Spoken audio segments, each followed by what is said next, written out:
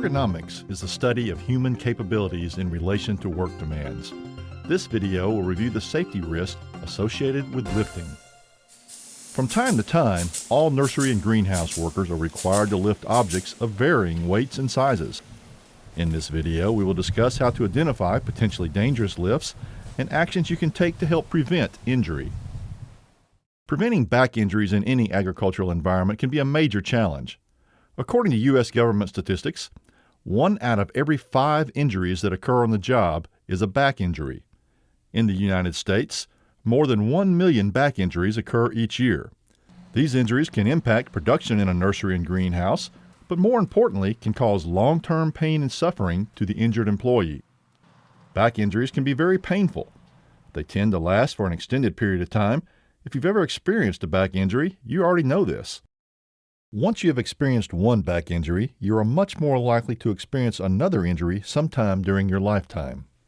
Therefore, it is important to take actions to help prevent any sort of back injury.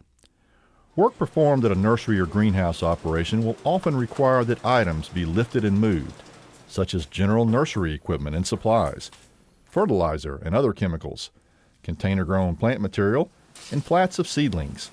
The list goes on and on. The common misconception of lifting safety is that as long as the item is not too heavy, you should be safe to perform the lift. However, it is important to remember that the weight of the object is only part of the concern. Lifting height, your body position, rotation, and footing all play an important role in determining whether the lift can be performed without injury. Many back injuries are usually not the cause of a single factor. Like other repetitive motion injuries, they can occur from damage caused over a period of time. There are many actions which have a large impact on causing back injury. How much weight is considered safe to lift is actually very difficult to determine. The weight you should safely attempt to carry depends on your physical condition, the shape of the object, and the location of the item. Items that are considered too heavy for one person to lift may be able to be lifted safely with 2 people. If your supervisor recommends 2 people lift a certain item, you should follow this advice and not try to lift the object by yourself. Lifting an item from below your knees is much harder than lifting something already positioned at or near your waist.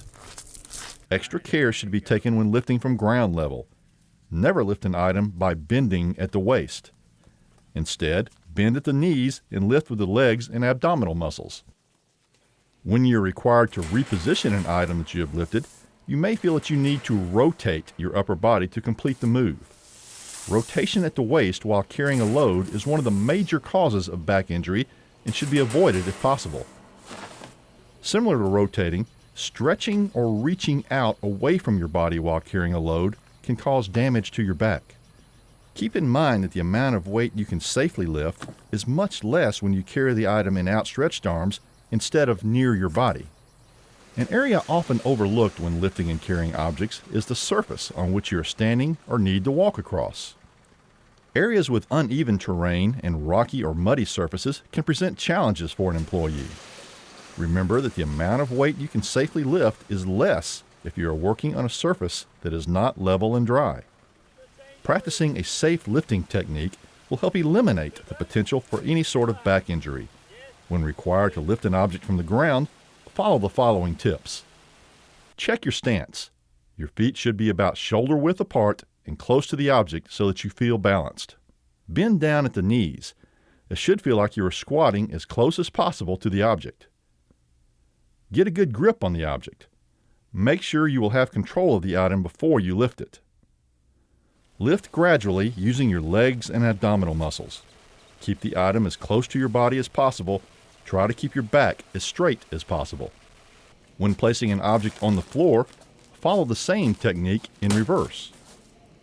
Once you have lifted an item and are required to change direction, you should lead with your feet and legs. This will reduce the amount of twisting at the waist. Just point your feet in the direction you wish to go and follow. When required to place an item on a shelf or platform, you should attempt to keep the object close to your body until you have released it from your grip. Never lean to place a load over another object. If you need to prepare a spot for the item to be placed, do so before lifting it.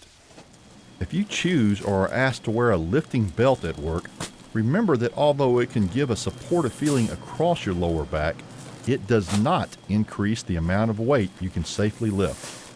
You should continue to follow the safe lifting practices even when wearing a lifting belt.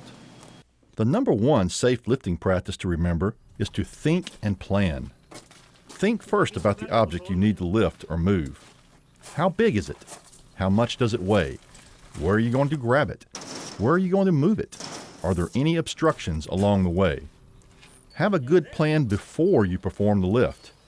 Taking the time to think and plan can help eliminate the potential for injury. Make sure you can safely handle the item before lifting it and ask for help when appropriate. To review, always follow the proper lifting technique. Never lift by bending at the waist. Instead, bend with the legs and hips. Do not twist or rotate your body while carrying heavy objects. Instead, turn your entire body by pointing your feet in the direction you want to go. Never reach out away from your body while lifting an object. Try to get as close to the load as possible, slide it closer to you if needed. Check for proper footing, being careful of uneven or slippery surfaces. Think and plan. Take a moment to think first about what you're about to do before you actually do it. Following these guidelines can help protect you from a back injury.